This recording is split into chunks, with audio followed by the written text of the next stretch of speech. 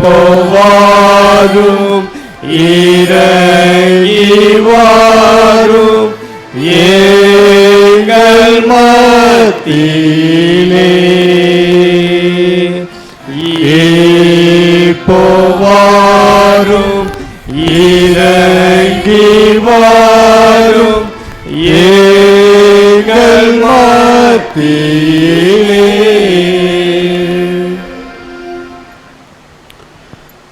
அருள் நிறைந்த கடவுளே, தாயும் தந்தையுமானவரே, இந்த இனிமையான தூய நாளின் காலை வேளைக்காய் நன்றி செலுத்துகிறோம். ஒவ்வொரு நாளும் திருமறை வழியாக எங்களோடு உரையாடி உறவாடி வருகிற அன்பின் நல்ல கடவுளே, உமக்கு மீண்டும் நன்றி செலுத்துகிறோம். இந்த நாளின் திருமறை சிந்தைகள் வழியாகவும் நீர் எங்களோடு பேச வேண்டுமாய் கெஞ்சி மன்றாடுகிறோம். உம்முடைய திருச்சொற்கள் எங்கள் வாழ்வுக்கு ஒளியாகவும் எங்கள் வழிக்கு வெளிச்சமாகவும் அமைந்திருக்கட்டும். எங்கள் ஆண்டவரும் மீட்பெருமாகிய இயேசு கிறிஸ்துவின் வழியாய் வேண்டிக் கொள்கிறோம். தாயும் தந்தையும் ஆகிய அன்பின் நல்ல கடவுளே, ஆமென். கிறிஸ்துவுக்குள் அன்பான உறவுகளே, அருமையான திருச்சபையாரே, உங்கள் அனைவரையும் ஆண்டவராகிய இயேசு கிறிஸ்துவின் திருப்பெயரில் வாழ்த்துகிறோம். எல்லாம் கை கூப்பி வாழ்த்து சொல்லலாமா? அட்டென்ஷனாக இருக்கிறமா இல்லையான்னு அதுதான் தெரியும். விதியேன்னு யாரும் இங்கே உட்காந்துருக்கக்கூடாது. ஒருவர் வாழ்த்தினால் திரும்ப வாழ்த்துவது மரபு. 4 முறை வாழ்த்தும், அதுக்கப்புறம் வாழ்த்தே சொல்ல மாட்டோம். திரும்ப வாழ்த்த வேண்டும். ரைட். கடவுளுக்கு மாட்சி உண்டாகட்டும். இந்த நாளிலே கடவுள் நமக்கு அருளியிருக்கின்ற, நம்முடைய பேராயத்தின் வழியாக கொடுத்திருக்கின்ற தலைப்பினை ஒட்டி இந்த நாளின் திருமறை சிந்தைகளை ஒருமுகப்படுத்த கடவுள் நமக்கு அருள் செய்வாராக. Worship the Lord in truth and spirit. ஆவியோடும் உண்மையோடும் ஆண்டவரை வழிபடுதல் என்கிற தலைப்பிலே இன்றைக்கு நம்மை சிந்திக்க அழைத்திருக்கிறார்கள். வழிபடுதல், worship என்கிற இந்த அந்த டெர்மினாலஜி எப்படிப்பட்டதுன்னா, நாம் இன்றைக்கு வழிபாடு என்று ஒன்று என்கிற அமைப்பை வைத்திருக்கிறோமே, இதற்கு அப்பாற்பட்டது. நாம் வழிபாட்டை எவ்வாறு புரிந்திருக்கிறோம் என்றால், வாரத்தில் ஒரு நாள் திருவிருந்து அல்லது காலை மாலை வழிபாடு, 2ஆம் முறை 3ஆம் முறைமை, இப்படி ஆர்டர் ஆஃப் சர்வீஸ் ஒவ்வொரு திருச்சபைக்கும் ஒவ்வொரு டாக்ட்ரின் அடிப்படையில், கருத்துக்கோள் அடிப்படையில் வகுக்கப்பட்டிருக்கிறது. அந்த சீரை எந்த குறையும் இல்லாமல் படித்து தீர்த்து விட்டால் பக்தியோடு வழிபாடு நடத்தி முடித்து விட்டதாக ஒரு பொருள் நம்முடைய உள்ளத்தில் இருக்கிறது. அதில் ஏதாவது ஒரு குறை இருக்குமானால், இது இப்படி படித்திருக்கலாம், அதை அப்படி படித்திருக்கலாம் அப்படின்றதுக்கான விமர்சன பார்வைகள் கூட நமக்கு உண்டு. ஏன்னா நாம் வழிபாட்டை அச்சடித்த தாளோடும் கட்டப்பட்ட கட்டிடத்தில் உள்புறமும் நினைப்பதால் நாம் இப்படி சிந்தித்து கொண்டிருக்கிறோம். ஆனால் வழிபாடு என்பது என்ன என்றால், வழிபடுவது. யாரை பின்பற்றுகிறோமோ அவருடைய வழிபடுதல், அவராகவே மாறுதல், அவரை பலருக்கும் வெளிப்படுத்துதல். We are the representative of our God. கடவுள் தனித்து வந்து நான் இப்படிப்பட்டவர் என்று அறிவிக்க மாட்டார். என் வழியாக உன் வழியாக நாம் வணங்கும் கடவுள் எப்படிப்பட்டவர் என்பதை உலகம் அறிய வேண்டும். ஆகவே இந்த வாரத்தில் 1 மணி நேரம் என்கிற வழிபாட்டுச் சூழலை தாண்டி வாழ்வே வழிபாடாகவும் வழிபாடே வாழ்வாகவும் மாற வேண்டும்.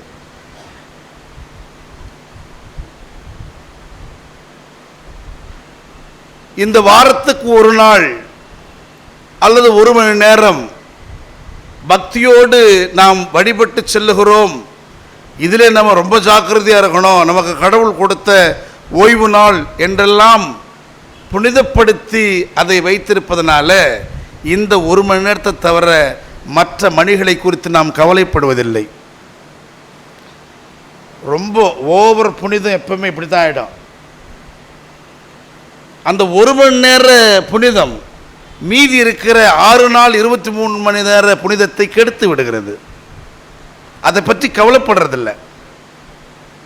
இந்த புனிதம் என்பது இந்த ஒற்றை மணி நேரம் அல்ல, இது 6 நாளும் அல்லது 7 நாளும் நம்முடைய வாழ்வின் வழியாக நாம் பணியாற்றும் இடங்களிலும் நாம் பயணிக்கும் இடங்களிலும் நாம் சந்திக்கும் மனிதர்களிடத்திலும் நாம் எங்கெல்லாம் கூடியிருக்கிறோமோ அங்கெல்லாமும் வழிபாட்டு சூழலை நாம் உருவாக்க வேண்டும். இவர்கள் கிறிஸ்தவர்கள் என்று முதல் நூற்றாண்டு கிறிஸ்தவர்களுக்கு அந்தியோக்கியா என்கிற பட்டணத்தில் பெயர் சூட்டப்பட்டது. அந்த பெயர் இவர்கள் தங்களுக்கு தாங்களே வைத்து கொண்ட பெயர் அல்ல. இவர்கள் வாழ்ந்த வாழ்வை பார்த்து, இவர்கள் மரித்த இரத்த சாட்சியின் மரணத்தை பார்த்து, இவர்களுடைய தியாக உணர்வுகளை பார்த்து, இவர்கள் யாருக்கும் அஞ்சாமல் வழிபடுகிற வழிபாட்டின் சூழலை பார்த்து, நீரோ மன்னன் தொடங்கி எத்தனையோ மன்னர்கள் ஒடுக்கினாலும் கொலை செய்தாலும் வழிபாட்டில் கூடக்கூடாது என்கிற தடையை விதித்தாலும் அதையும் மீறி இல்லங்களில் கூடி வருகிற உணர்வுகளை பார்த்து உலகம் சொன்னது இவர்கள் கிறிஸ்தவர்கள். இன்றைக்கு என்னையும் உன்னையும் பார்த்து இவர் கிறிஸ்டியன் பா அப்படின்னு ஒரு சாட்சியோடு சொன்னான்னா தட் இஸ் ரியல் வர்ஷிப். இவனெல்லாம் ஒரு கிறிஸ்தவனா? முடிஞ்சிச்சு. இவெல்லாம் ஒரு கிறிஸ்தவளா? முடிஞ்சு. அப்படி நம்முடைய வழிபாடு பொருளற்ற ஒன்றாக போய்விட்டது என்று பொருள். ஆகவே அன்புக்குரியவர்களே, வழிபாடு என்பது ஏதோ ஒற்றை கட்டிடத்தில் ஒற்றை மணி நேரம் நாம் பக்தியோடு செய்துவிட்டு போகிற ஒரு சாதாரண செயல்பாடு அல்ல. அது வாழ்வின் ஊற்றாக நமக்குள்ளே ஒவ்வொரு நாளும் பொங்கி எழ வேண்டிய பண்பு சார்ந்த, கருத்தியல் சார்ந்த, உளவியல் சார்ந்த நிலைப்பாடு என்பதை நாம் புரிய வேண்டும். ஏசாயா இறைவாக்கினருக்கு அவர் இறைவாக்கினர் என்கிற புரிதல் வருவதற்கு முன்னதாகவே கடவுள் அருளிய திருக்காட்சி, அவருக்கு ஏற்பட்ட அழைப்பு. நாமெல்லாம் சொல்கிறோம்ல, கடவுள் என்னை இன்னைக்கு அழைச்சாருன்னு சொல்லுவோம்.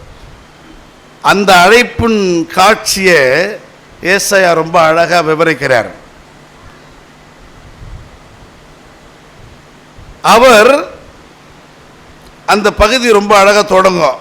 யாருடைய ஆட்சி நிறைவுற்ற பொழுதுன்னு வரும்? உசியா அரசனுடைய ஆட்சி நிறைவுற்ற காலத்தில். அது ரொம்ப முக்கியம், பொலிட்டிக்கல் ஸ்டேட்மெண்ட். அடுத்த ஆட்சி யாருடையது என்கிற கேள்விக்குறி இருக்கும் சூழலில் இங்கே இவர் ஒரு இஸ்ரேல் அரசன். இவருடைய ஆட்சி முடிந்த பிறகு அடுத்த ஆட்சி யார் இந்த இஸ்ரேல் நாட்டை மேற்கொள்ளுகிறாரோ வெற்றி கொள்ளுகிறாரோ அவர்களாக கூட அமையலாம். ஆகவே அரியணைக்கு போட்டி போட்ட காலம் இன்றைக்கு இருப்பது போல வாக்களித்து அரியணையில் அமர வைக்கும் வாய்ப்பு அப்பொழுது இல்லை. இன்றைக்கு குடியரசு, அன்றைக்கு முடியரசு. ஒன்று இந்த உசியாவுக்கு பிறகு அவருடைய தலைமுறை இருக்குமானால் அவர்களை யாராவது ஒருவர் அரசராக்கலாம். இல்லை என்றால் இந்த அரசை வென்று இன்னொரு ஆட்சி அமைக்க முடியும். மிக நெருங்கிய அளவில் அவருக்கு அச்சத்தை ஏற்படுத்தி கொண்டிருந்த செய்தி என்னவென்றால், அசீரிய நாடு எப்பொழுது வேண்டுமானாலும் போர் தொடுக்க காத்திருக்கிறது. இதுதான் சூழல். இன்றைக்கு அரசன் இறந்து விட்டான், அரசன் இல்லாத சூழல். நாட்டை சரியாக பராமரிக்க ஒரு தலைவன் இல்லை. இந்த சூழலில் அசீரியா படையெடுத்து வந்தால் அசீரிய நாடு, அந்த நாட்டின் தலைவன் இந்த நாட்டுக்கு அரசனாக கூடும். அப்போ எல்லா மக்களுடைய மனசில் இருக்கிற எண்ணம் என்னன்னா, அடுத்த அரியணை யாருடையது, யார் இந்த சீட்டை எட்டு நிரப்புவா. இப்போ தான் நம்ம அப்படியே யோசித்து மறுபடியும் திரும்ப கொடுத்துருக்குறோம். யார் செஞ்ச தப்போ சரி இருக்கட்டும், கடவுள் இதை அனுமதிச்சிருக்கிறாரு, அதையும் பார்ப்போம் என்ன நடக்குதுன்னு. அப்படி காத்திருக்கிற சூழலில் ஒரு திருக்காட்சி, அது அரியணை பற்றிய காட்சி. அல்லையே சொல்லமா, ரொம்ப அழகா சொல்லுது இந்த பகுதி. மிகவும் உயரமான அரியணை ஒன்றில், அப்படின்னா இந்த உலகம் எந்த அரியணைக்காக போட்டி போடுகிறதோ, எந்த அரியணையை அதிகார அமைப்பு என்று நினைக்கிறதோ அதை விட அதிகமான உயரம். இந்த உலகம் யாருடைய ஆட்சி கண்டு அஞ்சுமோ, இந்த உலகம் ஐயோ இந்த ஆட்சி வந்துவிட்டு என்ன நடக்குமோ என்று பயப்படுமோ, அதை தாண்டிய அரியணை.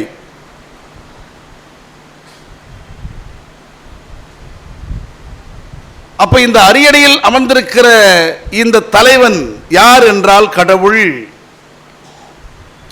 இந்த அரியணையில் இருக்கிற கடவுளை பற்றி திருக்காட்சி, அந்த கோயிலை பற்றி திருக்காட்சியை ஏசாயா சிந்திக்கும் பொழுது, அவருக்கு காட்சியாக காண்பிக்கும் பொழுது, அரியணையில் ஒருவர் வீற்றிருக்கிறார்.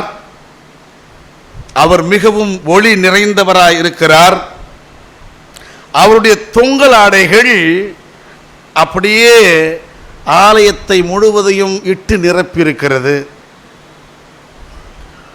அப்படியானால் என்ன பொருள்னா, அரியணையில் வீற்றிருக்கிறவர் அதிகாரத்தை தன் பக்கம் மட்டும் வைத்திருக்கவில்லை, எல்லோருக்கும் அதிகார பகிர்வை கொடுத்திருக்கிறார். எங்கெல்லாம் இந்த அங்கி நிரப்பப்படுகிறதோ அங்கெல்லாம் அவரது மாட்சி நிறைந்திருக்கிறது. அப்படியானால் not only altar, even an ordinary person sitting place also the super holy place, holy holy holy place. இதற்கு இந்த காட்சியை கண்ட பிறகு இந்த காட்சியில் இன்னொரு செய்தி அவருக்கு வருகிறது. சேராபீன்கள், அப்படிதானே? திருமறையில் ஒரே ஒரு இடத்துல தான் அது வரும், வேற எங்கேயுமே சேராபீன் இருக்காது. சேராபீன்கள் எசேக்கியேல் 6ஆம் பிரிவு, ஏசாயா 6ஆம் பிரிவு 2வது வாக்கியத்தில் மட்டும்தான் இருக்கும், வேறு எங்கேயுமே பைபிள் இருக்காது சேராபீன் பற்றி.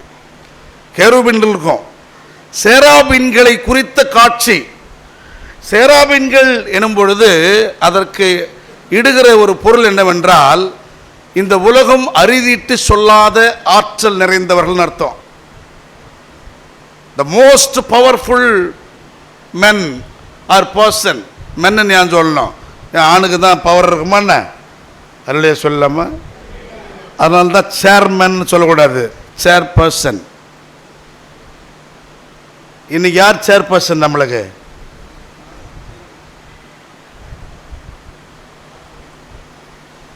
சேர்மேன் அப்படின்னு போட்டால் அது கேள்விக்குரிய. அவங்க எப்படி சேர்மேன் ஆக முடியும்? She is not a man, அப்படி தானே? She is a person, common gender அப்படி போடணும், சேர்பர்சன். ஆகவே இந்த நபர் எப்படி காட்சியளிக்கிறாரா? 6 ரெக்கைகள் உடையவராக இருக்கிறாராம். அதில் தன் 2 ரெக்கைகளால், ஒருத்தர் இல்லை நிறைய பேர் இருக்கிறாங்க, செராபின்கள் அப்படின்னு ப்ளூரல் ஃபார்ம் கொடுக்குறாங்க. இவர்கள் எல்லோரும் அரியணை சுற்றி மேலே இருக்கிறார்கள். அரியணை சுற்றி மேலே. அப்படியானால் அரியணைக்கான பாதுகாவலர்கள், அரியணையை அவங்கள தாண்டி வேற யாரும் இட்டு நிரப்பவே முடியும். எந்த திறனும் முள்ள மாதிரி கேப் மாதிரி வந்து உட்காந்துட முடியாது அப்படின்னு அர்த்தம். அல்ல சொல்லாமா, அவங்கள தாண்டி வரவே முடியாது. They are the most powerful guardians, காவலர்கள். 2 ரெக்கைகளால் தன் முகத்தை மூடி வைத்திருந்தன. அப்படின்னு என்ன பொருள்னா, இங்கே இந்த வாய்ப்பை பெற்றிருக்கிற இந்த சேராபீன், அல்ல சொல்லமா, அங்கி போட்ட சேராபீன் தன் முகத்தை பிரபலமாக்க விரும்பக்கூடாது.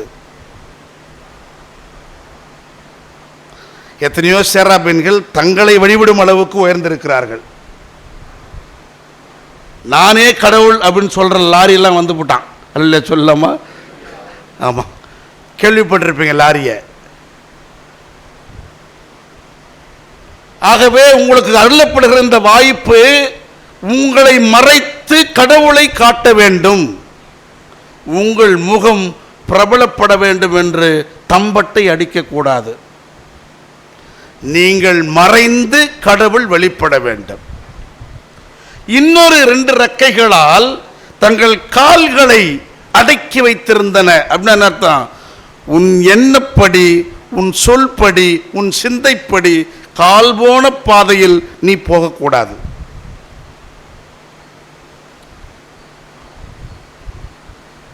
அடக்கமாறுன்னு அர்த்தம், அடக்க ஒடக்கமாறுன்னு அர்த்தம். நல்ல சொல்லமா, சிம்பிளாக சொல்லலாம். முகத்தை மறைப்பதும் கால்களை மறைப்பதும் எதற்கான அடையாளம் என்றால் அடக்க ஒடுக்கத்துக்கான அடையாளம். ஆடம்பரத்தான தம்பட்டை அடிப்பதற்கான அடையாளம் கிடையாது. அப்படி 2 ரெக்கைகளால் கால்களை மூடுதல். இதற்கு இன்னொரு விளக்கம் இருக்குது. அதுக்கு என்ன விளக்கம்னா, அது யூத மரபு சிந்தைகளில் கால்கள் என்பது மனித பிறப்பு உறுப்புகளுக்கான அடையாளங்களாகி பார்க்கப்படுகிறது. அப்படியானால் இங்கே இருக்கிற சேராபின் ஆனா பெண்ணா என்று அறியப்பட வேண்டிய அவசியம் இல்லை அப்படின்னு அர்த்தம். அல்ல சொல்லமா, ஜெண்டர் பாலிட்டிக்ஸ்க்கு அப்பாற்பட்டது. அன்னைக்கே கடவுளை தீர்மானிச்சுக்கிறார். முகமும் தெரியாது ஆனா பெண்ணு கண்டுபிடிக்கிறதுக்கு, அகமும் தெரியாது, வேற எந்த உருவமும் தெரியாது. மீதி 2 ரெக்கைகளால் அவைகள் இயங்கிக் கொண்டிருந்தன, பறந்து கொண்டிருந்தன. ஏன்னா அவைகள் காலில் தரையில் வைத்து நிற்கவில்லை, அது அந்தரத்தில் பறந்து கொண்டிருந்தன. அந்த சேராபின்லாம் சேர்ந்து ஒரு சத்தம் போடுது. என்ன சத்தம்னா, அரியணையில் வீற்றிருக்கிற இவர் தூயவர், தூயவர், தூயவர். அல்ல சொல்லமா, த மோஸ்ட் பவர்ஃபுல் ஹோலி. இவருடைய மாட்சி எங்கும் நிறைந்திருக்கின்றன.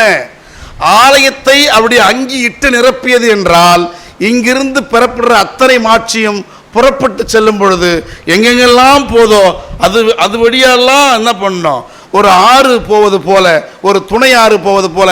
இங்கிருந்து 500 பேர் போனா 500 பேர் கூடவும் என்ன போனோம், அல்ல சொல்லமா, ஆண்டவரின் மாட்சி செல்ல வேண்டும். The real temple, real worshipping place. இந்த ஃபீல் இதற்கு முன்பு வரை இஸ்ரேல் மக்களுக்கே அகப்படவில்லை, புரியப்படவில்லை. ஏசாயாவின் காட்சி மட்டும்தான் இதை விளக்குகிறது. ரியல் டெம்பிள் எப்படி இருக்கணும் அப்படின்னா, அந்த டெம்பிளில் வீற்றிருக்கிற அரியணை அது மிக உயர்வான அரியணை, அது கடவுள் அமர்ந்திருக்கிற அரியணை. அந்த அரியணையில் வீற்றிருக்கிறவர் அவருடைய மாட்சியை, அவருடைய அதிகாரத்தை தன் வசம் மட்டும் வைத்திருக்கிறவர் அல்ல, எல்லோருக்கும் இலவசமாய் வணங்குகிறவர். அவருடைய அங்கியின் தொங்கல் ஆடைகள் அங்கே அந்த ஆல்டரை மட்டும் நிரப்பல, கடைசி விளிம்பில் அந்த ரோடு ஓரத்தில் அமர்ந்திருக்கிற சாதாரண குப்புசாமி ராமசாமி கூட கட்டும். பிள்ளை சொல்லாமா, அங்கே யாரும் உட்காந்துருப்பார், யாரோ ஒருத்தர் யாசகம் செய்ய கூட உட்காந்துருப்பார். அவரும் இந்த வார்த்தைகளை கேட்டுக்கொண்டிருப்பார். சில நேரங்களில் அவர் இன்னும் கூர்ந்து கேட்பார். இங்கே இருக்கிறவங்கள விட இந்த அங்கியின் தொங்கலாடை அவரை தொடும் பொழுது மாட்சி அங்கிருந்து புறப்படும். உன்னை என்னை விட அவர் அதிக சாட்சியாய் இந்த கோயிலுக்கு இருப்பார். இல்லை சொல்லமா? இருக்கிறாங்களா இல்லையா? ஆமாம் தானே? சத்தமும் ஒரு அல்ல சொல்லுவோமே. ஆமென். ஆகவே இந்த திருக்காட்சி கோயில் பற்றிய திருக்காட்சி. இதை கண்ட மாத்திரத்தில் ஏசாயா ஐயோ நான் அதமானேன். ஏன்னா இந்த முகத்தை மூடி இருந்தாங்க பற்றிய சேராபீன்கள். அதற்கான இன்னொரு காரணம் என்னன்னா, கடவுளின் ஒளியை சேராபீன்கள் கூட காண முடியாது. சொல்லாம யாரும் சேரக்கூடாத ஒளியிலே வாழுகிறவர். அப்படிப்பட்ட ஒளி மிகுந்த திருக்காட்சியை என் கண்களால் கண்டுவிட்டேனே. ஏசாயா நான் செத்தவனை போலானேன். அதற்கு இன்னொரு பொருள் என்னன்னா, அமைதியானேன்னு அர்த்தம். கை கால் ஓடலை. சில பேருக்கு சொல்லுவோம்ல, கை காலே ஓடலை, எங்களுக்கு அதை பார்த்தோன்னே கை கால் ஓடலை, அப்படியே ஸ்டன் ஆயிட்டேன். அந்த ஸ்டன்னு தான் அது. அமைதியாயிட்டேன். திருமறை சொல்லுகிறது, அமைதியாய் அமர்ந்து நானே ஆண்டவர் என்பதை உணர்ந்து கொள்ளுங்கள்.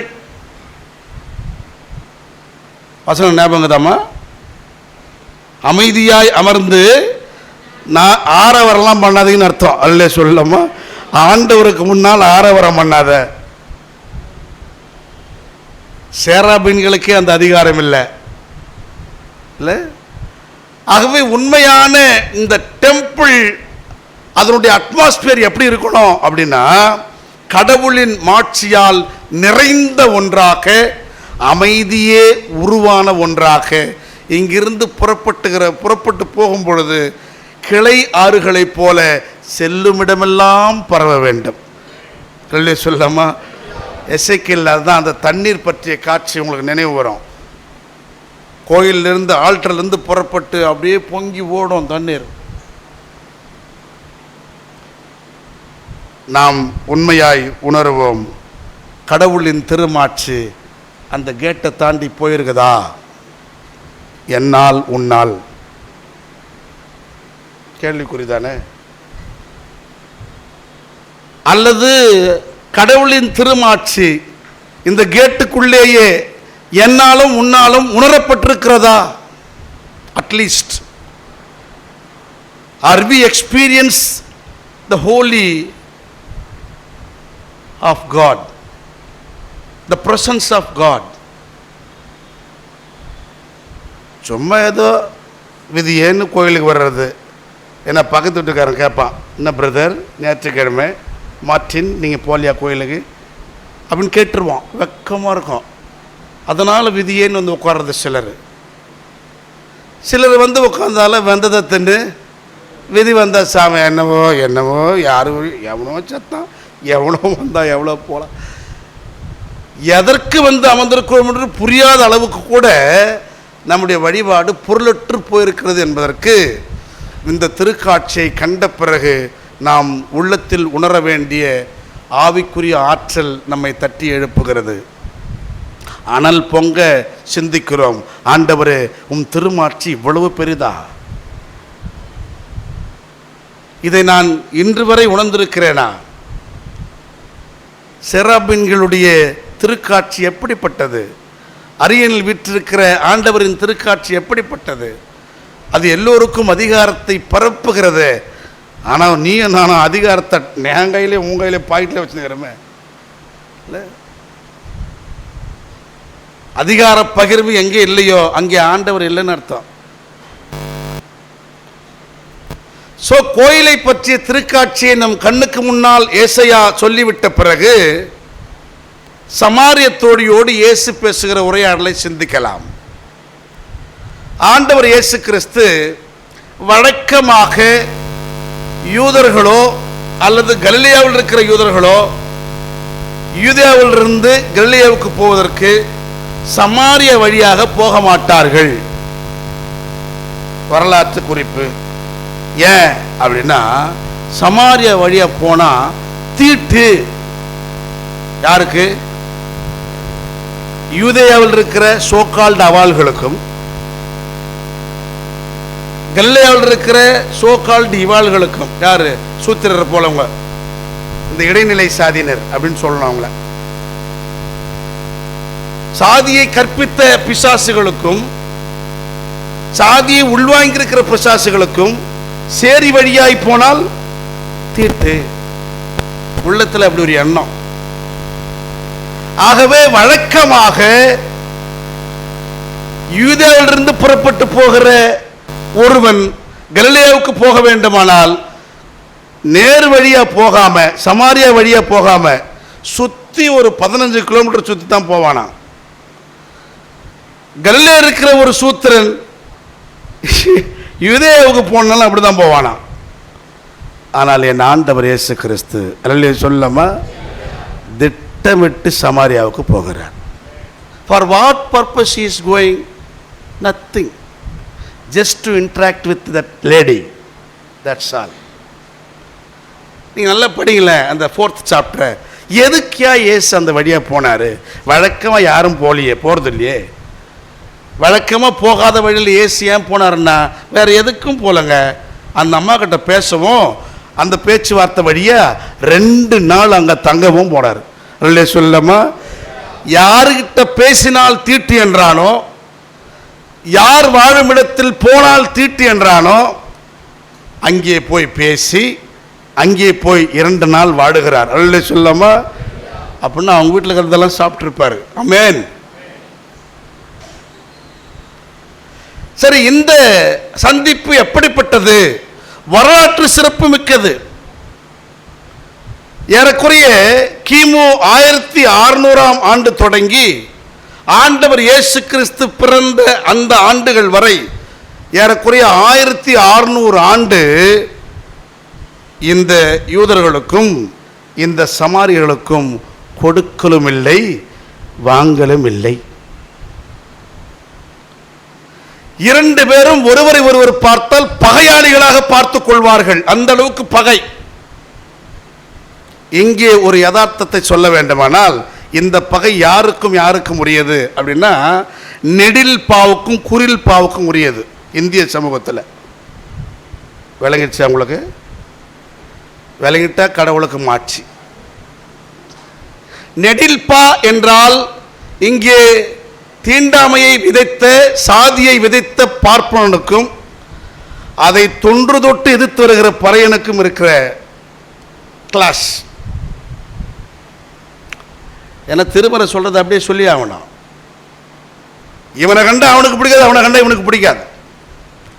இவன் எழுந்து அவனால் ஏற்றுக்க முடியாது, அவன் உள்ள வரக்கூடாது. இவன் இப்படித்தான் இந்த சமாரியர்களும் யூதர்களும் சண்டை போட்டுக் கொண்டார்கள். என்ன காரணம்? இங்கே எப்படி 2000 ஆண்டுகளுக்கு முன்னால் கைபர் போலன் கணவாய் வழியாக வந்த ஒரு குடும்பமாய் வாழ்ந்த நம்மையெல்லாம் 1000 குடும்பமாய் பிரித்து பிசாசை எதிர்த்து, நீ யாரா எங்களுக்கு இந்த தத்துவங்களை சொல்லிக் கொடுக்க என்று போராடியவர்கள் சேரியாய் மாறி போனார்களோ, ஏற்றுக்கொண்டவர்கள்லாம் ஊராயிட்டான். இந்திய வரலாற்றை போய் பாருங்கள். சொல்வதெல்லாம் உண்மை. உண்மையை தவிர அந்தம்மா சொல்றதில்ல, நான் சொல்றது. எனது சேராபின் வாக்கு, கடவுளால் அருளப்படுகின்ற வாக்கு. ஒற்றை குடும்பம். ஆனால் இன்றைக்கு உங்களையும் என்னையும் இணைக்க முடியாத அளவுக்கு ஒரு மிகப்பெரிய பிளவை யார் ஏற்படுத்தினார்?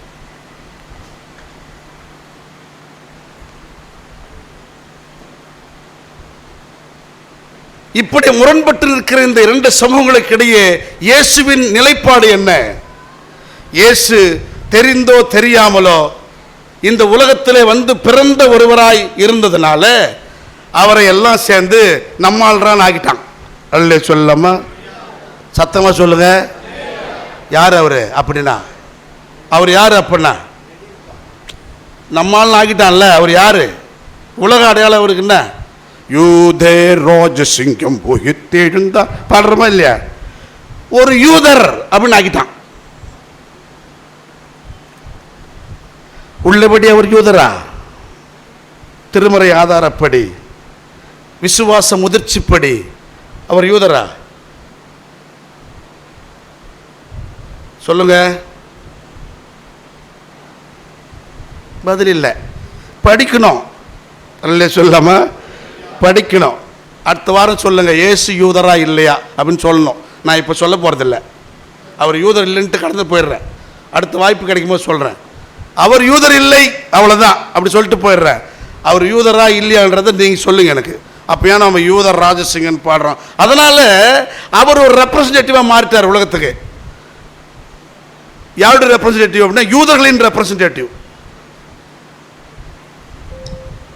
இந்த அம்மா சமாரிய பெண், அங்கே ஏன் பெண்ணு அடையாளப்படுத்துறாங்கன்னா, மனுதர்ம சாஸ்திரம் சொல்லுது, பெண்ணாய் பிறந்ததுனால நீ உயர்குடியா இருந்தாலும் சூத்திரன்தான். பார்ப்பன பெண் என்பதனால் மந்திரம் போதும் அதிகாரம் உனக்கு கிடையாது. பார்ப்பன பெண் என்பதனால் கடவுளுக்கு பூஜை செய்யும் அதிகாரம் உனக்கு கிடையாது. பெண் பூசாரி எங்கன்னா பார்த்துருக்கீங்களா? குறுக்குநூல் போட்டு நீ ஆடலாம், பாடலாம், என் கண்ணுக்கும் என் உடம்புக்கும் விருந்தாகலாம். அதுக்கு பிறகு தான் பரதநாட்டியம். நாட்டியம் அங்கே அசைவுகள் சேர்ந்த ஆட்டம், அவ்வளோதான். சதிராட்டம் அப்படின்னுவாங்க. அதை இன்னும் கொஞ்சம் சொல்லணும்னா விலை மாதுகளின் ஆட்டம், அவ்வளோதான். அந்த பெண்களுக்கே, அவங்க வீட்டு பெண்ணுக்கு அவ்வளோதான் மரியாதைன்னா நம்மளெல்லாம் மதிப்பானாம நம்ம பெண்களெல்லாம். ஆனால் இன்றைக்கி நம்ம பெண்களை நம்ம அழகு பார்த்துனுக்குறோம். வரலையா சொல்லாமா? எப்படி அழகு பார்க்குறோம்? நம்ம விட அதிகமாக, நம்மளை விட உயர்வா. இதுதான் கிறிஸ்து போட்ட விதை. இது கிறிஸ்து போட்ட விதை. கிறிஸ்து என்ற ஒருவர் வந்து நமக்கு இந்த அறிவை புகட்டவில்லை என்றால் நானும் நீங்களும் கூட இப்படித்தான் இருந்திருப்போம். அவ்வளோ விதை போட்டோம் வீட்டில். நாங்கள் கிடையாது சொல்கிறேன். ஏய், என்ன நீ குறுக்க பேசுகிற? சட்டி ஒரு மவுத். ஆம்பளை பேசுகிற, பொட்டச்சி இஷ்டத்துக்கும் பேசுகிற அப்படின்ற அளவுக்கு ஆணாதிக்க சிந்தனை கிறிஸ்தவர்களுக்குள்ள. எவ்வளோ பெரிய முரண்பாடு பாருங்க. வழிபாட்டுக்கும் வாழ்வுக்கும், கணவன் மனைவிக்குள்ளவே முரண்பாடு. இங்கே சொல்றான், ஒருவன் கிறிஸ்துவுக்குள்ளாய் வந்து விட்டால் யூதன் என்றும் இல்லை, கிரேக்கன் என்றும் இல்லை. அப்படி பயங்கர பெரிய பிரசங்க அறிவன். அடிமை என்றும் இல்லை, உரிமை குடிமகனம் என்றும் இல்லை, ஆண் என்றும் இல்லை, பெண் என்றும் இல்லை, ஹல்லேலூயா அப்படின்ட்டு மைக்க வச்சிருவான். ஆனால் வீட்டில் போனால் அவன் பொண்டாட்டிக்கு எதே கொஞ்சம் யோசித்து பாருங்க. ஐயோ ஐயோ ஐயோ, ரொம்ப நெகட்டிவ் ரோலுக்கு பாஸ்டர் தான் எக்ஸாம்பிள் ஆகிறார் நிறைய இடத்துல. ஹஸ்பண்ட் அண்ட் ஒய்ஃப் நெகட்டிவ் ரோலுக்கு நிறைய எக்ஸாம்பிள் யாருன்னா பாஸ்டர்ஸ் தாங்கிறாங்க. நீங்கள் வேணா கேள்வி, நான் உங்களுக்கு டேட்டா கொடுக்குறேன், வந்து என்னை பர்சனலாக பாருங்கள். நிச்சயமாக நான் கிடையாது, அதை உறுதியாக நம்புங்க. ஆகவே இங்கே ஆண்டவர் இயேசு கிறிஸ்து சமாரிய தோழியை சந்திக்க வருகிறார். திட்டமிட்ட பயணம். அதில் இன்னொரு பிளான், ப்ரீ பிளான் என்ன தெரியுமா? கூடகிற எல்லாரையும் துரத்துறாரு. ஓ, டிஸ்டர்ப் பண்ணுவாங்க இவன். ஏன்னா இவனுக்கு உள்ள வந்து என்னதான் இருந்தாலும் அது ஊறி போயிருக்குது. எது? நாங்கள் யூதர்கள் அப்படின்ற. இத்தனைக்கும் இவன் வந்து இரண்டாம் நிலை யூதர். பேதுரு தொடங்கி தோமா வரைக்கும் செகண்ட் கிரேட் ஜூஸ். இவர்களுக்கு பூஜை செய்யும் அதிகாரம் கிடையாது, ஆசாரியத்துவம் கிடையாது. இவங்க யூதேயாவிலும் வாழ முடியாது. எங்கே தான் வாழ்ந்துங்கிறானுங்க? கலிலேயாவில் வாழ்ந்துங்கிறானுங்க. இருந்தாலும் மீசில மண்ணோட்டில் என்னமா நான் ஆண்ட பரம்பரைனுமா. புரியுதுங்களா? யாரெல்லாம் இப்போ ஆண்ட பரம்பரைனா அவெல்லாம் இதில் இறங்கும். ஆகவே இவங்க ரொம்ப டிஸ்டர்ப் பண்ணுவாங்கன்னு தெரியும். இயேசுக்கு நிறைய டிஸ்டர்ப் நடந்திருக்குது. நான் உங்களுக்கு அப்புறம் சொல்கிறேன் என்ன நடந்துச்சுன்றதை. அவங்களுடைய மனநிலை, சீடர்களுடைய மனநிலையை அப்புறம் சொல்கிறேன். ஆகவே அவங்களுக்கு சாப்பாட்டுக்கு அனுப்பிச்சிட்டு அந்த கேப்பில் அந்த அம்மா வராங்க. ஆண்டவர் இயேசு கிறிஸ்து கான்வர்சேஷனை ஸ்டார்ட் பண்ணுறாரு. நம்ம பாட்டு வந்து அது பாட்டு போயிட்டுருக்கோம், அது பேசாது. ஏன்னா பாலஸ்தீன சட்டம் ஒன்று சொல்லுகிறது, பொது இடத்துல மனைவியிடம் கூட பேசக்கூடாது ஒரு ரபி. பப்ளிக் பிளேஸில் நம்மளை பப்ளிக் பிளேஸில் மொத்தம் முடிச்சிட்றான் இல்லை, பெட்ரூமில் பண்ண வேண்டியதெல்லாம் கூட நீங்கள் பண்ணுறான் வெளியே பப்ளிக் பிளேஸில். அந்த லெவலுக்கு கேவலப்பட்டு போயிட்டோம் இன்றைக்கி கலாச்சாரம். ஆனால் அன்றைய மரபு எப்படிப்பட்ட மரபுனா, தன் மனைவியாக இருந்தால் கூட ஒரு ரபி என அறியப்பட்ட ஒருவர், ஒரு போதகர் பப்ளிக்கில் பேசக்கூடாது, மனைவிடத்திலே பேசக்கூடாதுன்னு அந்நிய பெண்ணிடத்தில் பேசவே கூடாது சட்டம். ஆகவே அந்த அம்மா பேச மாட்டாங்க, அவங்க மட்டும் வந்து போயிடுவாங்க. ஆனால் ஆண்டவர் இயேசு கிறிஸ்து வேண்டுமென்று கான்வர்சேஷன் தொடங்குறாரு. எப்படி தொடங்குறாருன்னா, ஏம்மா கொஞ்சம் தண்ணி கூட அல்லையே சொல்லலாமா, தண்ணி கூட. இப்போ அந்த அம்மாவுக்கு தண்ணி கொடுக்கணுன்ற எண்ணம் இருந்துச்சா இல்லையா? இன்னைக்கு தான் சொல்லணும், கொடுக்கணுன்ற எண்ணம் இருந்துச்சா இல்லையா? இருந்துச்சு. ஆனால் கொடுக்கணுன்ற எண்ணம் எனக்கு இருக்குது, தாகம் உனக்கு இருக்குது. ஆனால் நான் வாங்கி உங்ககிட்ட கொடுத்து குடிக்கிற அளவுக்கு சமூகம் ஒத்துக்காது. சமூகம் ஒரு பிரேயரை வச்சுக்குது, தடை வச்சிருக்குது. ஐயா நானோ சமாரிய பெண், நீங்களோ யூதர் அப்படின்னு என்ன அர்த்தம்னா, ஐயா நானே சோக்கால்டு சரி, நீங்களோ சோக்கால்டு குறுக்கு நூல் அவாள். எப்படியா என்கிட்ட போய் தண்ணி வாங்கி குடிக்க முடியும்? நடந்ததே இல்லையே. 1600 வருஷம் நடக்கலையே. 1600 ஆண்டுகளாக யாக்கோபு வெட்டிய இந்த கிணற்றிலே நாங்கள் வாழ்ந்து கொண்டிருக்கிறோம். ஆனால் இந்த வாழ்வூற்றின் தண்ணீரிலிருந்து வாங்கி பருக ஒரு யூதனும் வரவில்லையே.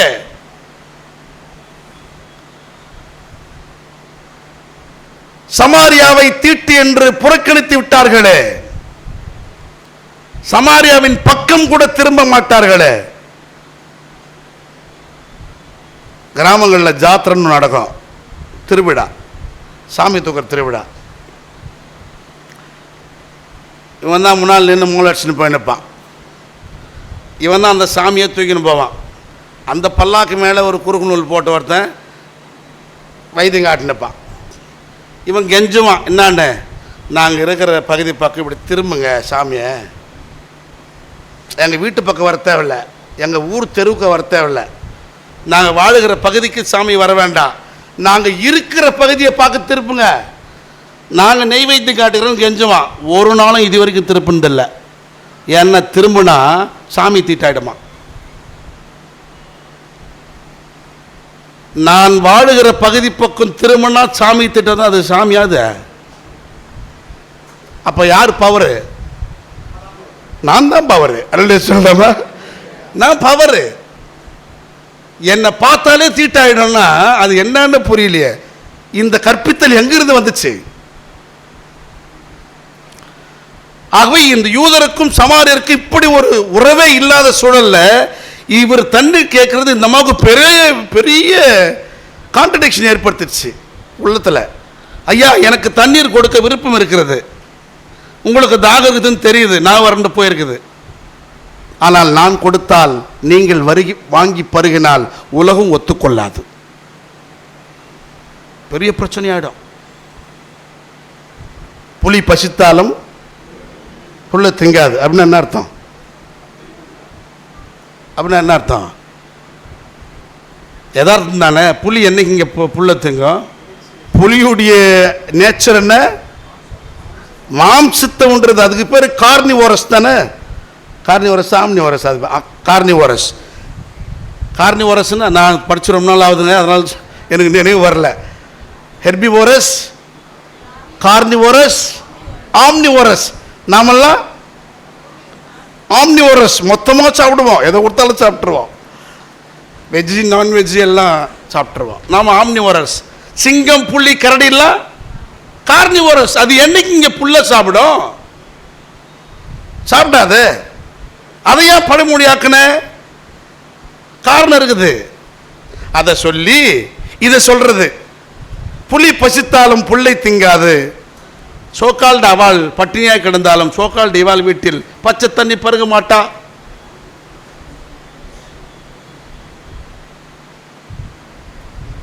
ஏன்னா தீட்டாயிடும்.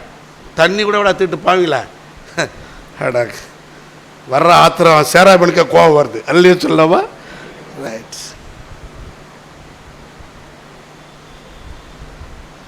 ஆகவே இந்த அம்மா நாவடக்கத்தோடு தன்னடக்கத்தோடு சொல்லுகிறார், ஐயா நான் உனக்கு தண்ணீர் கொடுக்க முடியாது. அப்போ இயேசு சொல்றாரு, யார் தண்ணீர் கேட்பது என்று தெரிந்திருந்தால் நீர் அவரிடம் தண்ணீர் கேட்டிருப்பீர், அவர் உனக்கு தண்ணீரை கொடுப்பார் அப்படின்றார். தண்ணி கேட்குற ஆள் யாருன்னு தெரிஞ்சா நீதாம்மா என்கிட்ட தண்ணி கேட்ப, நான் உனக்கு தண்ணி கொடுப்பேன்றார். யதார்த்தமான டைலாக்கு. இன்னம்மா மறுபடியும் திரும்பி என்ன சொல்லுது, உங்ககிட்ட தான் பாத்திரம் இல்லையான்னு. அல்ல சொல்லலாமா? உங்ககிட்ட தான் பாத்திரம் இல்லையே, எப்படி கொடுப்பீங்கன்னு. அப்படின்னு என்ன அர்த்தம்? அப்படின்னு என்ன பொருள்? ஏங்க அங்கே ஒரு பாத்திரம் இருக்குதுங்க, ஒரே பாத்திரம். அது யார் பாத்திரம்? என் பாத்திரம், சமாரியா பாத்திரம். நான் நினச்சா உங்களுக்கு தண்ணி மொண்டு கொடுக்க முடியும். ஆனால் என் பாத்திரத்தில் வாங்கி குடிக்கிற அளவுக்கு சமூகம் உங்களுக்கு அதிகாரத்தை, உரிமையை கொடுக்கவில்லை. இது ஒரு மிகப்பெரிய போராட மூலம் இந்த தண்ணி வாங்கி குடிக்கிற மேட்டர் கூட அந்த லெவலுக்கு கொடுமை. இப்பொழுது நீங்க தண்ணி கொடுக்குறேன்னு சொல்றீங்க, உங்ககிட்ட பாத்திரம் இல்லையே. நீங்க நினைச்சா என் பாத்திரத்தை வாங்க முடியும், என் பாத்திரத்தை தொட்டா உங்களுக்கு திட்டு. எவ்வளோ பெரிய கான்ட்ரடிக்ஷன் பாருங்க. சாதாரணமாக ஃபஸ்ட்டு போடுறோம் அதை நம்ம.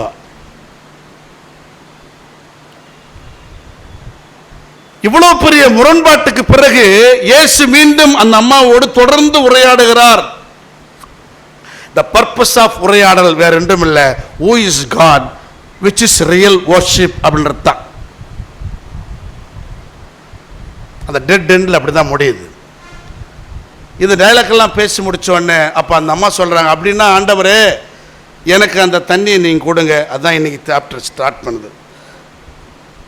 நீங்கள் கொடுங்க, எனக்கு தாகமே இல்லாமல் போகட்டும். அப்போ அவர் சொல்கிறார், நீ போய் உன்னுடைய கணவரை அழைத்து வா. அந்த அம்மா 5 கணவர் அப்படின்றாங்க. அதுக்கான விளக்கங்கள் நல்லா இருக்குது, நிறைய இருக்குது இன்டர்பிரேஷன்ஸ். ஐரம்மா ரொம்ப அழகாக விளக்குவாங்க அதை. 5 கடவுள்கள், 5 தெய்வங்கள் சிந்தனை என்பதை சொல்லுவாங்க. நான் அதுக்குள்ளே போகல, இஷ்யூவை மட்டும் பார்க்குறேன். அவங்க எத்தனை கணவர் அந்த எனக்குண்ணே அல்ல சொல்லலாமா? அவர் எப்படி பிறந்தார், யார் என்னன்னு அதெல்லாம் எனக்கு தேவையில்லை. சில பேர் கேட்பான், அறவேக்காட்டு கிறிஸ்தவத்துக்கு எதிராக சிந்தனை உடையவன், இயேசு தூய ஆவியால் பிறந்து எப்படி பிறக்க முடியும், சயின்ஸுக்கு அப்பாற்பட்டதார். அவர் எப்படி பிறந்தா எனக்கு என்னங்க? I don't bother about. அவர் எப்படி எனக்காக வாழ்ந்தார், என்ன கான்ட்ரிபியூட் பண்ணார், அதுதான் எனக்கு தேவை. அவர் பிறப்பு எனக்கு அவசியம் இல்லை. அவர் எப்படி என்ன பிறந்துக்கிட்டுங்க? உலகம் சொல்வதை போல அவதூறாய் பிறந்தவராக இருக்கட்டும். அப்பம் பேர் தெரியாதுன்னு இயேசுவை திட்டுறான், டெக்ஸ்டில் இருக்குது. அதை பற்றி எனக்கு கவலை இல்லை. அதை பார்த்து நூற்று பார்க்க வேண்டிய அவசியம் கிடையாது. சில பேர்லாம் ஒரு புதிய நபரை பார்த்தா முதல் கேள்வி, நீங்கள் எந்த ஊர் அப்படின்வாங்க. நீங்கள் எந்த ஊர்? ஊரை சொல்லிட்டுன்னு வச்சுங்க, அங்கே அப்படின்வாங்க. என்ன அங்கே? புரியல. அடுத்த இடமும் சொல்லுவோம், ஆஹா அப்போ இவங்க தெரியுமா? தெரியாதுங்க. ஓ அப்போ அவங்க இல்லை பொழுது வேறு. அப்போ இவங்க தெரியுமா? தெரியுது. அப்போ எப்படி? எங்கள் அத்தை பையன். ஓஹோ, புஷ்டான். எதை புஷ்டான்? நான் யாருன்றதை புஷ்டான். எனக்கு அது அவசியம் இல்லைன்ற நான் சொல்லமா? எனக்கு அது அவசியம் இல்லை. நான் பார்க்கும்போது என் உடன்பிறப்பு, என் தோழனா, என் தோழியா, அது போதும். இந்த ப்ரீ டிட்டர்மைன் மைண்ட்ன்றது Brahminical mind. It is not Christ mind. அப்படின்லாம் பார்த்தீங்கன்னா நீ நல்லா அன்ஃபிட் டு கிரைஸ்ட், அப்படி தானே? கடவுளின் பார்வைக்கு நம்ம தகுதியற்றவர்கள். தகுதியற்ற இந்த பாத்திரங்களை எப்படி உயர்த்திருக்கிறாரு? சாதாரணமாக உயர்த்திருக்கிறாரு, உலகமே பார்க்கும் அளவுக்கு உயர்த்திருக்கிறார். அல்ல சொல்லலாமா? ஆகவே இந்த அன்பு தோழியோடு பேசிக் கொண்டிருக்கும் போது இவர் கணவரை பற்றி கேட்கிறார். கணவர் இல்லை என்று அவர் சொல்லுகிறார். இயேசு சொல்றார், நீ சொல்வது உண்மைதான், உனக்கு 5 கணவர் இருந்தார்கள், இப்பொழுது இருக்கிற ஒருவரும் உனக்கு கணவர் இல்லை அப்படின்னு சொல்றாங்க. அப்போ அந்த அம்மா எதுக்காக இதை சொல்ல வரேன்னா, அந்த அம்மா அப்பதான் ரிவீல் ஆறாங்க, புரிஞ்சுக்கிறாங்க. ஓ, யூ ஆர் த மெஸ்ஸாயா. என்னை பற்றி என் வாழ்க்கை வரலாற்றையே அப்படியே புட்டு புட்டு வைக்கிறேன், நீங்க தான் மெஸ்ஸியா. மெஸ்ஸியா ஒருவர் வருவார், எங்களுக்கு இதையெல்லாம் கற்றுக் கொடுப்பார் என்று அறிஞ்சிருக்கிறோம் மெஸ்ஸியா அப்படின்றாங்க. அப்படின்னு யோசிக்கிறாங்க. உடனே அந்த அம்மாவுக்கு அவர் மேல ஒரு நம்பிக்கை வந்த உடனே அந்த அம்மா ஒரு கேள்வி எழுப்புறாங்க. அல்ல சொல்லலாமா? அந்த கேள்வி தான் very very very important question. ஐயா, நாங்கள் எல்லோரும் இந்த மலையில் கும்பிடுகிறோம். யார? எங்களுக்கு தெரிஞ்ச சாமிய இந்த மலையில கும்பிடுறோம். சமாரிட்டனிசம், ஷமா இஸ்ரேல், அவங்களுடைய ரிலிஜன் பேர் ஷமா இஸ்ரேல். அவங்க அங்கிருந்து பிரிஞ்சுட்டாங்க. கிமு 500 ஆண்டு வாக்கில் யூத சமயத்திலிருந்து பிரிந்தவர்கள் சமாரியால் இருக்கிறாங்க. அந்த சமயத்துக்கு பேர் சமாரியம். அவங்க வழிபட்ட அந்த சமாரிய அந்த வழிபாட்டுக்கு பேர் வந்து ஷெம்மா இஸ்ரேல். அவங்க அதே பேரை வச்சுக்கிறாங்க. ஷேமா ஏன்னா சமாரியாவுடைய ஓனர் அவர் தான், அவருடைய பேரையே வச்சுக்கிறாங்க. ஆகவே நாங்கள் எல்லோரும் நாங்கள் நம்பிக்கொண்டிருக்கிற கடவுளை இந்த மலையில் தான் வணங்குகிறோம். ஆனால் நீங்களோ அப்படின்றாங்க. அந்த நீங்களோன்றது என்னன்னா, ஜீசஸ் இப்போ எப்படி இவங்க பார்க்குறாங்கன்னா ரெப்ரசன்டேட்டிவ் ஆஃப் ஜூவா பார்க்குறாங்க. ஆனால் யூதர்களோ அந்த எருசலேமில் கோயில் தான் வணங்க வேண்டும் என்று சொல்லுகிறார்களே, அங்கேதான் கடவுள் இருக்கிறார் என்று சொல்லுகிறார்களே, அங்கே போய் வணங்கினால்தான் புனிதமான வணக்கம் என்று சொல்லுகிறார்களே, எங்கே வணங்குவது தான் கேள்வி. ஏன்னா அன்றைக்கு அரசியல்ல இந்த எருசலேம் ஆலயம் பெற்றிருந்த முக்கியத்துவம் வேற எந்த ஆலயமும் பெற்றிருக்க உலகம் முழுசும். நாமெல்லாம் கூட அதே நம்பிக்கை இருந்திருந்தா கடவுளை தேடி எங்க தான் போயிருக்கணும்? அல்ல சொல்லமா, எருசலேம் தான் போயிருக்கணும். ஆனால் இன்றைக்கு கடவுள் என்னை தேடி எம்கே பெண்கர் வந்திருக்கிறாரு. ஆமென். அவர் என்னை தேடி வருகிற கடவுள் என்பதை உணராமல் நான் போயிருந்தால் நான் கண்ணை கட்டிக்கொண்டு குருடனை போல எருசலேமை நோக்கி பயணித்திருப்பேன். அங்கேதான் கடவுள் இருக்கிறார் என்று நம்பி இருப்பேன். இங்கே என் ஆண்டவர் இயேசு வழியாக அந்த நம்பிக்கையை உடைக்கிறார் கடவுள். இயேசு சொல்றாரு, அம்மா என்னை நம்புன்றார். அல்ல சொல்லமா, நம்ம அதை சேர்த்து பச்சிடுறோம். என்னை நம்பும் காலம் வரும் அப்படின்றோம். அது கிடையாது. என்ன நம்பு, just believe me, just believe me. காலம் வருகிறது, ஏன் வந்தாயிற்று. யாரை வணங்குகிறோம் என்று தெரியாததால் நீங்கள் இங்கே வணங்கி கொண்டிருக்கிறீர்கள். சமாரியா மலையில. ஆனால் யூதர்களோ இன்னாரைத்தான் வணங்குகிறோம் என்று அறிந்துதான் வணங்குகிறார்கள். இந்த கான்ட்ரடிக்ஷன் எதோடு பொறுத்து பார்க்கலாம்னா, கிறிஸ்தவர்கள் யாரை வணங்குகிறோம் என்று அறிந்து வணங்குகிறார்கள். ஆனால் கிறிஸ்தவர் அல்லாத இந்துக்கள் என்று அறியப்படுகிற அனைத்து சமூகத்து மக்களும் பவுல் அந்த ஏதேன்ஸ் பட்டணத்தில் பார்த்தது போல அறியப்படாத கடவுள் ஆளாளுக்கு ஒரு பெயரை வச்சிருக்கிறான். அப்படின்னா இந்த உலகத்தில் அத்தனை கடவுளா இருக்குதுன்னா கிடையாது, ஒரே கடவுள். அல்ல சொல்லமா, இந்த உலகை படைத்தவர் ஒருவர், ஒரு கடவுள் தான். 1000 கடவுள் இருக்க வாய்ப்பு இல்லை. எனக்கு ஒரு கடவுள், கௌசல்யாக்கு ஒரு கடவுள் இருக்க வாய்ப்பு இல்லை. அப்படி இருந்தா அது கடவுளும் இல்லை. அல்ல சொல்லமா, அது என்னுடைய புரிதலின் குறைந்த அறிவு, அவ்வளவுதான்.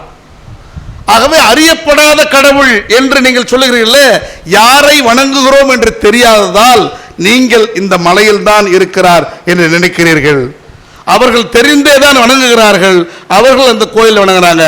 ஆனால் காலம் வருகிறது, ஏன் வந்துமாயிற்று, அப்பொழுது கடவுளை எங்கும் தொழுகின்ற காலம் வரும். அப்படின்னு என்ன அர்த்தம்? இதுவும் இல்லை இதுவும் இல்லை, ஓடுறான்றார்.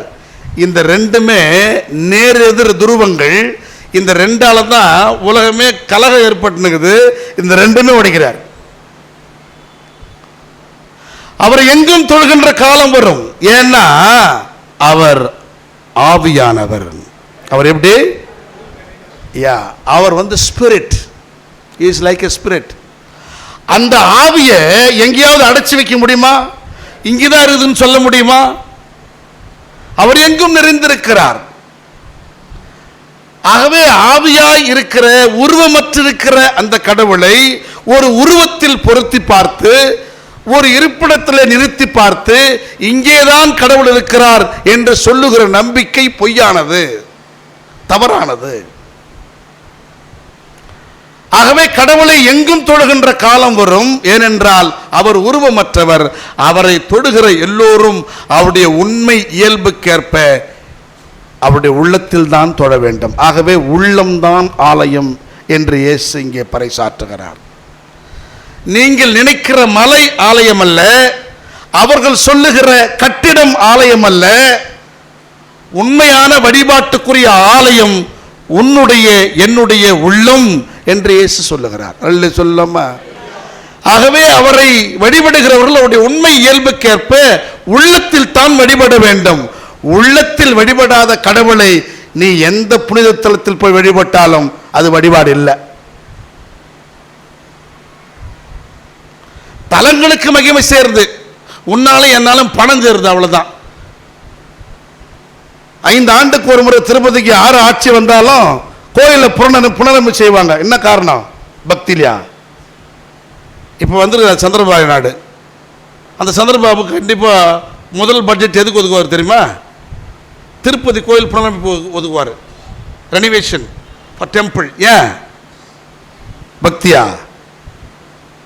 நீ நானும் போடுற சில்லற அது ரொம்ப முக்கியமானது. அந்த சில்லற அந்நிய செலாவணியை விட பெருசு. இன்னைக்கு கவர்மெண்ட்டே நடத்துகிற அளவுக்கு வருமானம். சாதாரண திருப்பதி கோயில் அந்த வருமானம்னா எருசலேம் கோயில் எப்படி இருக்கும் பாருங்க, பயங்கர வியாபாரத்தாலும் அது. அதனால தான் இயேசு எடுத்தார் சாட்டியா, அல்ல சொல்லாம எடுத்தார் சாட்டியா. டேய் சந்தையாகாதீங்கடா, கோயிலை எல்லா ஜனமும் வந்து எந்த பாகுபாடும் இல்லாமல் உட்கார்ந்து கடவுளை நோக்கி ஜெபம் பண்ண வேண்டிய இடம்டா அது. இதை போய் திருடணும், கொள்ளைக்காரனும் முள்ள மாதிரியும் வந்து உட்காந்துக்கிற இடமா மாற்றிட்டாதீங்கன்றாரு. அல்ல சொல்லாம. So the real worshipping place which was seen by Isaiah, உன்னுடைய என்னுடைய கண்களுக்கு அந்த காட்சி என்று தெரிகிறதோ அன்றைக்கு தான் அது real worshipping place. The real worshipping attitude which was derived by Jesus and known by Samaritan women. நீங்களும் நானும் என்னைக்கு சமாரிய பெண்ணாக ஆண்டவர் இயேசு கிறிஸ்துவின் கற்பித்தலை உணர்கிறோமோ அன்றைக்குத்தான் உண்மையான வழிபாட்டுக்குரிய உள்ளத்தை நாம் பெற முடியும். சொல்லமா? இல்லைன்னா கிடையாது. அப்படியே சரணாகதியாக போகிறாங்க அந்த அம்மா. ஆண்டவரே நீர் மெஸ்ஸியா, நீர் கடவுளிடம் வந்து வந்தவர், நீர் வருவீர். முதல்ல கேட்குறாங்க கான்வர்சேஷன் ஸ்டார்ட் பண்ணும்பொழுது, நீ என்ன எங்கள் அப்பா யாக்கோபை விட பெரிய ஆளா, அப்பா டக்கரான்றாங்க. ஸ்டார்டிங் கான்வர்சேஷன் ஸ்டார்டிங்கில் நீங்கள் என்ன எங்கள் அப்பா எங்கள் தாத்தா எங்கள் முன்னோர் யாக்கோபை விட பெரியவரா அப்படின்னு ஆரம்பிக்கிற இந்த லேடி சொல்லுது, ஐயா நீர் கடவுளின் மகன், நீரே மெஸ்ஸியா. அந்த சரணடைத்தல் என்ன நடந்துச்சு தெரியுமா? அவங்களுக்குள்ள இருந்த இந்த பாண்டேஜ், இந்த பிரிவு, இந்த டிஸ்கிரிமினேஷனை உடைச்சிருச்சு. சமாரியரும் யூதரும் கொடுக்கலும் வாங்கலும் இல்லை என்கிற பழக்கத்தை உடைத்து அந்த அம்மா கூட இயேசு போறார். சொல்லமா? சமாரியாவிலே போய் 2 நாள் தங்குகிறார். அந்த அம்மா சொன்ன சாட்சியை கேட்டு எல்லா சமாரியரும் இயேசுவை பின்பற்றுகிறார்கள். அன்புக்குரியவர்களே, உண்மையான வழிபாடு என்பது சமாரிய தோழிக்கு இயேசு வெளிப்படுத்திய வழிபாடு. மெஸ்ஸியா என்று ஒருவர் வருவார், அவர் எங்களுக்கு இதெல்லாம் கற்றுக் கொடுப்பார் என்று எங்களுக்கு முன்னோர்கள் சொல்லியிருக்கிறார்கள் அப்படின்னு சொல்லும் பொழுது, இயேசு வரலாற்றில் எங்கேயுமே நான் தான் மெஸ்ஸியான்னு சொல்லி இருந்தே கிடையாது. இல்லை சொல்லாமா, எங்கேயுமே சொன்னது கிடையாது. சிலர் சொல்லுவாங்க, ஐயா நீர் கடவுளோட மகன், ஆனால் அவர் என்ன சொல்ல தெரியுமா, மானிட மகன். அல்ல சொல்லாமா, I am the son of God அப்படின்னுவார் இயேசு. மற்றவங்க சொல்லுவாங்க, ஐயா you are the son of God அப்படின்வாங்க, அவர் சன் ஆஃப் மேன்வார். நான் சன் ஆஃப் மேன். அப்படி தன்னை குறித்து ஒரு நாளும் தம்பட்டை அடிக்காத இயேசு இங்கே சொல்லுகிறார், நீ பேசுகிற நான் தான் அந்த மெஸ்ஸியா. அல்ல சொல்லுமா, எளிய மக்களுக்கு மெஸ்ஸியா தன்னை அடையாளப்படுத்தி வெளிப்படுத்துவார். ஆமென். பார்க்க கண்கள் இருந்தும் கொழுப்பு அடைத்து வைத்திருக்கிற அதிகார பிம்பங்களுக்கு இயேசு வெளிப்பட மாட்டார். நம்ம சும்மா சாதாரணமாக சொல்லுவோம், உன் கொழுப்பு உன் கண்ணில் மேதுரானுவோம் அப்படின்னு என்ன அர்த்தம்? எதையுமே உன்னால் உணரவே முடியாது. யாரெல்லாம் இந்த ரியல் வர்ஷிப் உணர முடியலையோ, யாரெல்லாம் இந்த ரியல் வர்ஷிப் ரியல் டெம்பிள் ஆட்டிடியூடை உணர முடியலையோ, அவங்க எல்லாருக்கும் என்ன பொருள்னா, கிராமத்தில் சொல்கிறது போல் கொழுப்பு கண்ணில் மேயுது, வேறு ஒன்றும் இல்லை. ஆகவே அன்புக்குரிய உறவுகளே, ஏசாயா கண்ட திருக்காட்சியை ஒவ்வொரு வாரமும் ஒவ்வொரு நாளும் நீங்களும் நானும் காண கடவுள் அருள் செய்யட்டும். சமாரிய தோழி கண்ட உண்மையான வழிபாட்டுக்குரிய உள்ளத்தின் தூய்மையை நீங்களும் நாளும் ஒவ்வொரு நாளும் பெற்றுக்கொள்ள கடவுள் அருள் செய்யட்டும். அதுதான் உண்மையான வழிபாடு. அந்த வழிபாட்டுக்கு இடம் தேவையில்லை. அந்த வழிபாட்டுக்கு உள்ளம் போதுமானது. அல்ல சொல்லுமா, ஆமாம். அந்த உள்ளமாக நீங்களும் நானும் அமைந்திருக்க பவுல் அதை தான் தெளிவாக இயேசுவின் கற்பித்தலை புரிந்து சொல்கிறாரு. நீங்களே அந்த ஆலயம்.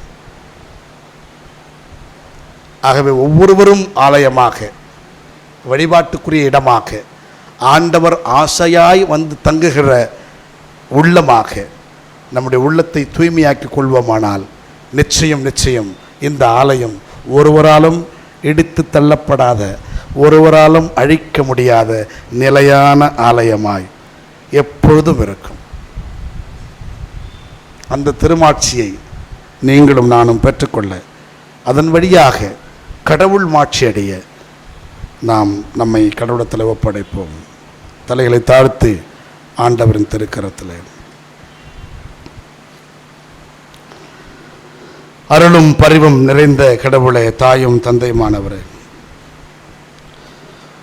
உண்மையான வழிபாட்டு தளம், உண்மையான வழிபாடு எது என்பதை ஏசாயா இறைவாக்கினர் வழியாகவும் எளிய சகோதரி சமாரிய தோழியின் வழியாகவும் உணர்ந்து கொள்ளுகிற அறிவை எங்களுக்கு கொடுத்தீர்.